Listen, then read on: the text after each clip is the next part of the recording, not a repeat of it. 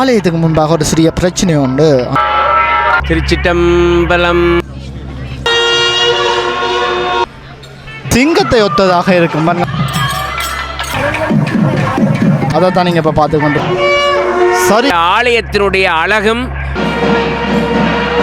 இரு உருவங்கள் இருந்தால் போல அந்த வாகனங்கள்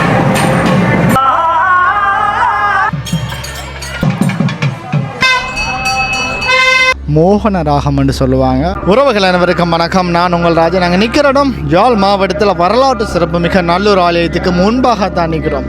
ஒவ்வொரு நாளும் ஒவ்வொரு மாலை திருவிழாவை பதிவிடுவது என்னுடைய வழக்கம். அதே மாதிரி இன்றைய தினம் 2025ஆம் ஆண்டிற்கான மகோத்சவத்தின் 8ஆம் நாள் திருவிழாவை தான் இந்த காணொலி ஊடாக பார்க்க போகிறோம். இந்த காணொலி உண்மையாகவே அவ்வளவு இனிமையாகவும் பார்ப்பதற்கு அவ்வளவு குளிர்ச்சியாக இருக்கும். ஏனென்றால் இன்றைய தினம் சுவாமி வரப்போகிறது, அதாவது எங்களுடைய வள்ளி தேவானி முருகன் வரப்போகிறது. ஒரே வாகனம், ரெண்டுமே ஒரே வாகனம். அந்த வாகனத்தில் அதிகளவான வித்தியாசங்கள் இருக்கும். நான் நினைக்கிறேன் இரு வாகனங்கள் இணைந்தால் போல, அதாவது இரு உருவங்கள் இணைந்தால் போல அந்த வாகனங்கள் இருக்கும். அவ்வாறு ஒரு வித்தியாசமான ஒரு வாகனத்தில் தான் இன்றைய தினம் வரப்போகிறார். அந்த காணொலியை தான் பார்க்க போகிறீங்க. வாங்க காணொலிக்குள்ள போகலாம். நாங்கள் இப்போ பயணிக்கிற பாதையானது வடக்கு புற வாசல் ஊடாக பயணிக்கிறோம். பாருங்கள், நீங்கள் பார்க்குறது வடக்கு புற வாசல் கோபுரத்தை தான் பார்க்குறீங்க. அதோடு நாங்கள் கோபுரத்துக்கு போகிறதுக்கு முதல் பாருங்கள், இதில் ஸ்ரீ ராகவேந்திரா சுவாமிகள் பிருந்தாவனம் என்ற ஒரு ஆலயம் ஒன்று இருக்குது. பார்க்காதவங்க இந்த காணொலியூடாக அதையும் பார்த்து கொள்ளலாம். நான் இந்த மண்டபத்துக்கு அருகாமை வந்தால் இதுக்கு இஞ்சால் நாங்கள் பாதணிகள் எதுவுமே அணிந்து கொண்டு போக முடியாது. உண்மையாகவே நல்லூரானுடைய கட்டுப்பாடுகளுக்கு நல்லூரான் தான், அதாவது வேறு எந்த ஆலயத்திலும் இல்லாத அவ்வளவு நேரம் தவறாமை கட்டுப்பாடுகள் இல்லாமல் நல்லூரானை தான் குறிப்பிட்டு சொல்லலாம். அதோட பாருங்கள், நீர் பாய்ச்சி கொண்டு போகிறாங்க வீதிகள் எல்லாத்துக்குமே. பாருங்கள், ஏனண்டா உண்மையாகவே சுவாமி வார தருணங்களுக்கு முதல் வெளிவீதி முழுக்க நீர் பாய்ச்சுறது வளமை, அதைத்தான் செய்து கொண்டு போகிறாங்க. இந்த வடக்கு புற வாசல் கோபுரத்துக்கு முன்னுக்கு பாருங்கள், மகேஸ்வர மணி மண்டபம் என்ற ஒரு மண்டபம் ஒன்று இருக்குது. இந்த மண்டபம் பார்க்காதவங்க இந்த மண்டபத்தையும் பார்த்து கொள்ளலாம். பாருங்கள், இந்த மண்டபத்தில் தேருக்கு மட்டும், அதாவது அன்னதானம் கொடுப்பாங்க. அதோட இந்த மண்டபத்திலையும் நாங்கள் வளமையாக வரவேற்க, அதாவது இந்த வடக்குப்புற வாசலை சாமி நிற்க அந்த கும்பங்கள் வச்சு அந்த சாமியை வரவேற்கிறதும் இந்த இடத்துல செய்கிறவங்க, வளமையாகவே செய்கிறவங்க. அதுவுமே அதோட இன்னொரு விஷயம், இங்கே ஒரு கோயில் ஒன்று இருக்குது. அந்த கோயிலையும் உங்களுக்கு காட்டுறேன். அதுக்கு முதல் இதில் இருக்கிற சில இடங்களுக்கு சில வரலாறுகள் இருக்குது. எனக்கு அது வடிவாக தெரியாது. இன்றைய தினம் ஒரு ஐயாட்ட இந்த கோயில் தோன்றியது, அது சம்பந்தமான வரலாறுகளும் நான் உங்களுக்கு கேட்டு சொல்கிறேன். அதை விட இன்னொரு விடயம், இந்த கோயிலுக்கு போகிறதுக்கு முதல் வள்ளி மனை ஒன்று இருக்குது. அதுவும் பார்க்காதவங்க இந்த காணொலியில் பார்க்கலாம். பாருங்கள், வள்ளி மனை ஒன்று இருக்குது. பாருங்கள், இதுதான் அந்த வள்ளி மனை. இந்த கோயிலானது கிழக்குப்புறத்தில் இருக்குது. இது மனோர்மணி அம்மன் கோயில்னு சொல்லுவாங்க. பாருங்கள், இதுதான் அந்த கோயில். அதோட இங்கே ஒரு சிறிய பிள்ளையார் கோயிலும் இருக்குது. அதோட இதில் ஒரு மண்டபம் ஒன்று இருக்குது. பாருங்கள், 63 நாயன்மார் குருபூசை மடம் என்ற ஒரு மடம் ஒன்று இருக்குது. அதுக்கு பக்கத்தில் சிறிய ஒரு பிள்ளையார் கோயில் ஒன்று இருக்குது. பிள்ளையார் ஒரு சின்ன கோயில். அங்கே எல்லாருமே வந்து வளமையாக வரைக்கும் அந்த பிள்ளையாரையும் வணங்கிட்டு தான் எங்களுடைய நல்லூரானுக்கு போவாங்க. நாங்கள் ராஜகோபுரத்துக்கு முன்னுக்கு வந்துட்டோம். சரியாக இப்போ நேரம் பாருங்கள், கிட்டத்தட்ட 4:45 நிமிடங்கள் ஆகின்றது. இந்த மரத்தினூடாக அந்த ராஜகோபுரத்தை பார்க்குற அந்த அழகோ ஒரு தனி அழகா. முன் வாசலில் நிற்கிற பக்தர்கள் எல்லாருமே பாருங்கள், எல்லாருமே பக்தி பூர்வமாக எங்களுடைய முருகனை வழிபட்டு கொண்டிருக்கிறார்கள். அதோட புலம்பெய நாட்டில் இருந்து வந்து பாருங்கள், வேஷ்டி கட்டி உள்ளே போகிறதுக்கான ஏற்பாடுகள் செய்து கொண்டிருக்கிறார்கள். ஆலயத்துக்கு முன்பாக ஒரு சிறிய பிரச்சனை உண்டு. அந்த பிரச்சனையை சமாளிப்பதற்காக போலீஸ் உத்தியோகர் வந்து நிற்கிற அந்த காட்சியை தான் நீங்கள் பார்த்து கொண்டிருக்கிறீங்க. சரியாக நேரம் இப்போ 5:15 நிமிடங்கள் ஆகின்றது. முருகனானவர் உள்வீதி வலம் வருவதற்கான பூசைகள் இடம்பெறுகின்ற அந்த காட்சி.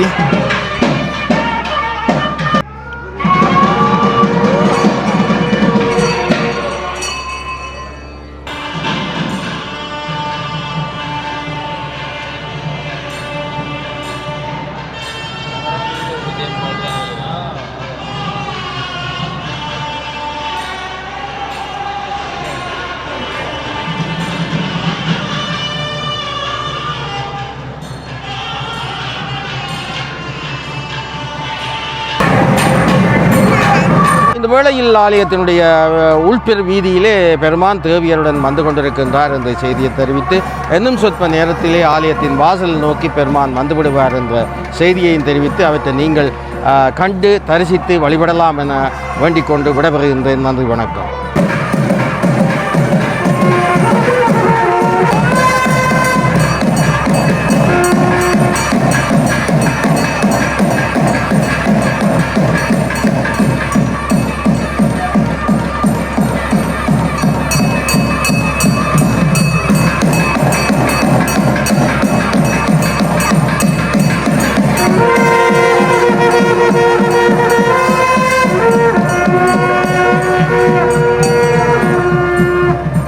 ஈழத்தின் வடபால் யாழ்ப்பாணப்பட்டினத்துக்கு அனைத்தமாக நல்லையம்பதி அமைந்திருக்கின்றது.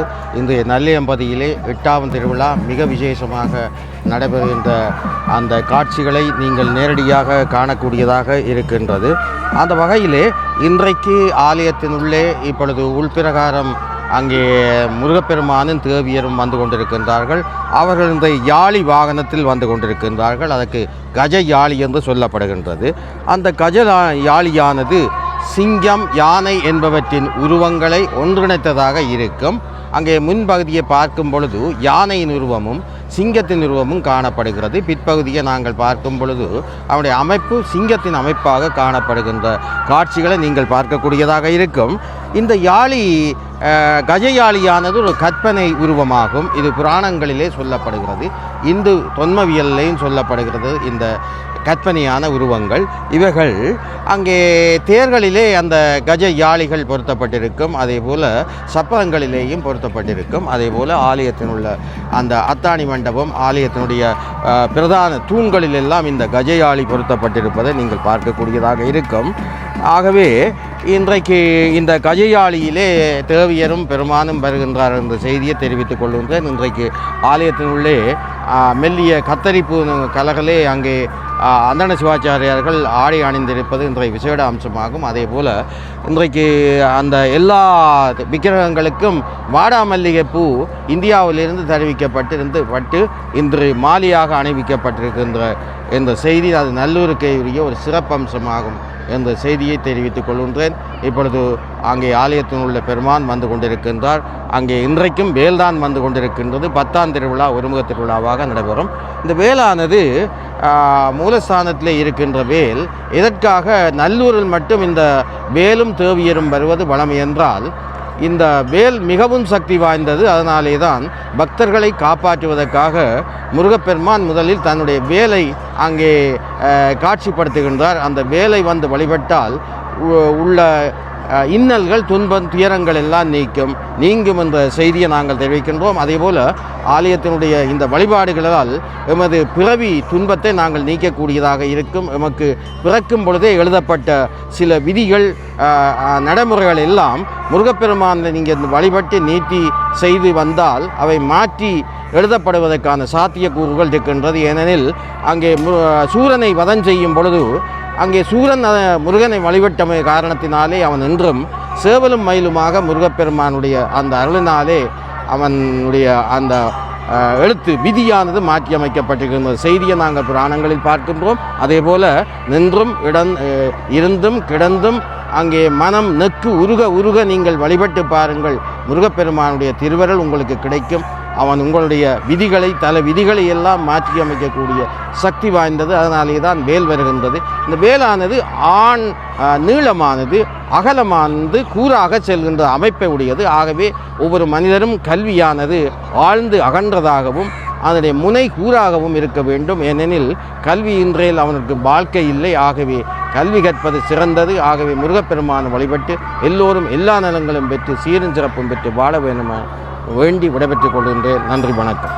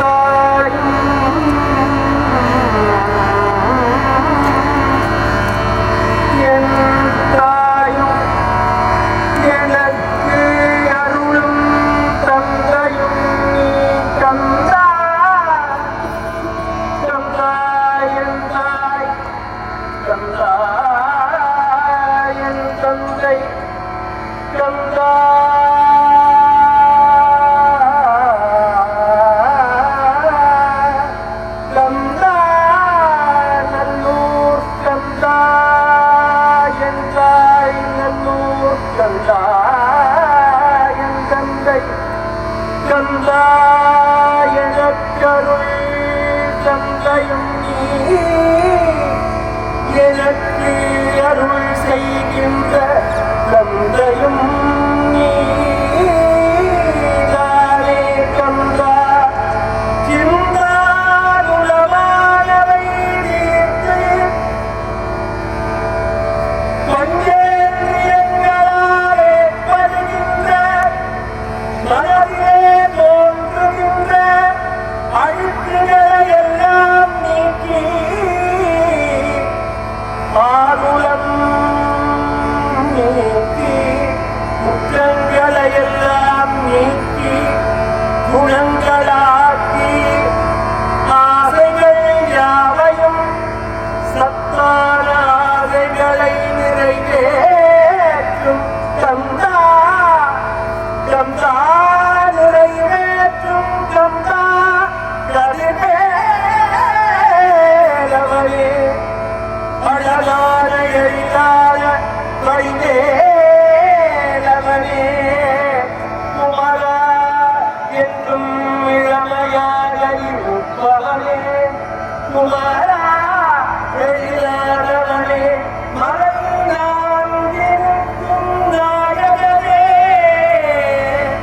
ரிக்வேதம் யஜுர்வேதம் சாமவேதம் அதர்வண வேதம் நான்கிருக்கும் வேதம் நான்கிருக்கும் நாயகனே நீதானே நல்லெக்கந்தா. நீதானே வேதம் நான்கிருக்கும் நாயகன் நீதானே நீதானே எந்தந்தை சிந்தாகுலம் தீர்த்து எனையாள் கந்தா. என் குற்றங்கள் யாவையும் நீக்கி எனக்கு அருள்தா. ஆகுலம் நீக்கி அருள்தா கந்தா. நல்லூர் கந்தா அருள்தா.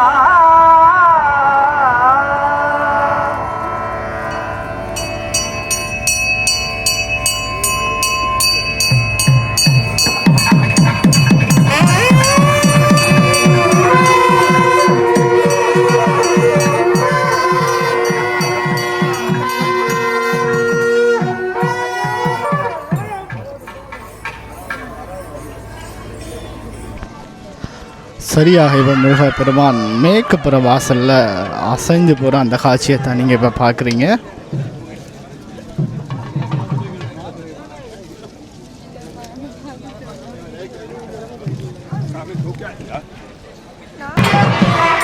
இன்றைய தினம் முருகப்பெருமானும் வள்ளி தேவையான வார வாகனமானது கஜஜாலி வாகனம்னு சொல்லுவாங்க. இந்த கஜஜாலி வாகனத்தை பற்றி பார்க்கணுமாண்டா ஒரு இரு உருவங்கள் ஒத்த ஒரு வாகனம் மட்டும் தான் சொல்லணும். பாருங்கள், அந்த வாகனத்தை பற்றி நான் உங்களை முதல்ல சொல்கிறேன். பாருங்கள், வாகனத்தின வால், கால்கள், அதனுடைய பின்புற உருவம் எல்லாமே சிங்கத்தை ஒத்ததாக இருக்கும். பாருங்கள், அவ்வளோ கம்பீரமாக சிங்கத்தை ஒத்த உருவம் போல் இருக்கும். அதன் முகங்கள் மட்டும் கொஞ்சம் வித்தியாசமாக இருக்கும். அதை நான் உங்களுக்கு முன்னுக்கு காட்டுறேன். பாருங்கள், அதனுடைய முகத்தின் உருவத்தை பாருங்கள், காட்டுறேன் உங்களே. முன்னுக்கு பற்களை பாருங்கள், அதோட ஜானைன்ற தந்தம், ஜானனுடைய முகசேப்புடைய வாகனமாகவும், கழுத்தை பாருங்கள் சிங்கத்தினுடைய உருவம் கொண்ட உடல் அமைப்போடையும் இருக்கிற இந்த வாகனமானது கஜஜாலி வாகனம் என்று சொல்லுவாங்க. பாருங்கள், அருகில் காட்டுறேன், கிட்ட காட்டுறேன் பாருங்கள்.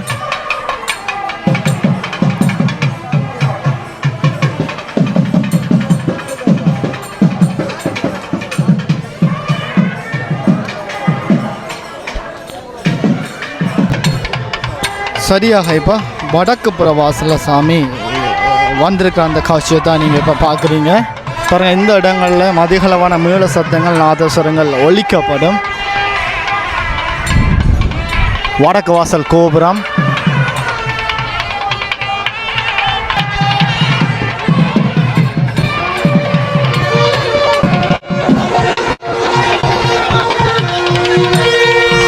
பழமையாக இவங்கள் அந்த கும்பங்கள் வச்சு சுவாமிக்கு தீபாரதனை காட்டுவாங்க. அதை தான் நீங்கள் இப்போ பார்த்து கொண்டிருக்கிறீங்க. பாருங்கள், அந்த கும்ப தண்ணியை ஊற்றுற அழகை பாருங்கள்.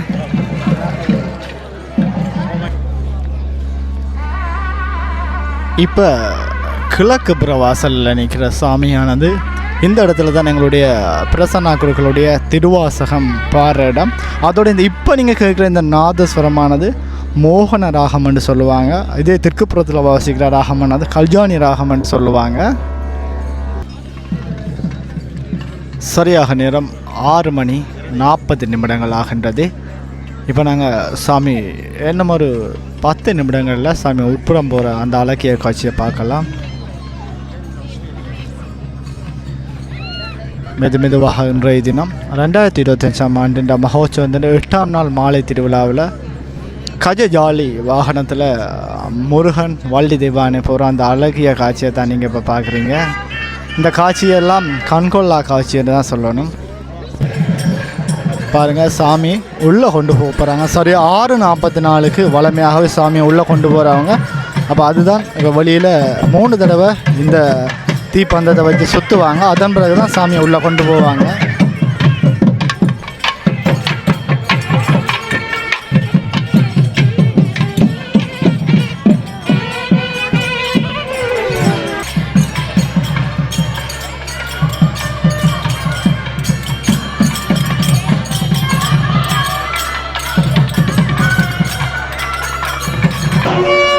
சரியாக நேரம் 6:44 சரியாக சாமியை உள்ளே கொண்டு போகிறாங்க. பாருங்கள், மெதுவாக சாமியை உள்ளே கொண்டு போவாங்க. வெளியில் வாகனத்தை, அதாவது இந்த கஜஜாலி வாகனத்தை வெளியில் வைத்துட்டு சாமியை தோளிலேயே தூக்கி கொண்டு தான் உள்ளே கொண்டு போவாங்க.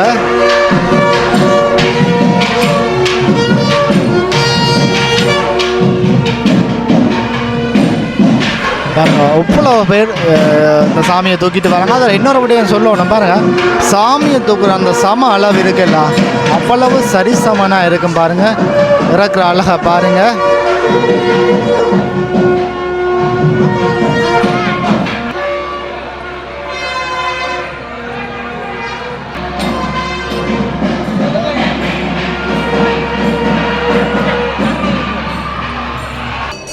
பாருங்கள், இந்த வைரவர் வாசலூடாக இறுதியாக இந்த ஜாகசாலயத்தில் பூசை இடம்பெற்று இறுதியாக இந்த பூசை முடிவுக்கு வரும். எல்லா பிரதான குருக்கள் எல்லாருமே வந்து பூக்கள் தூவி தீபாரதனை காட்டிய பிறகு இந்த 2025ஆம் ஆண்டு மகோத்சவத்தின் 8ஆம் நாள் மாலை திருவிழாவானது இனிதே நிறைவு பெறும்.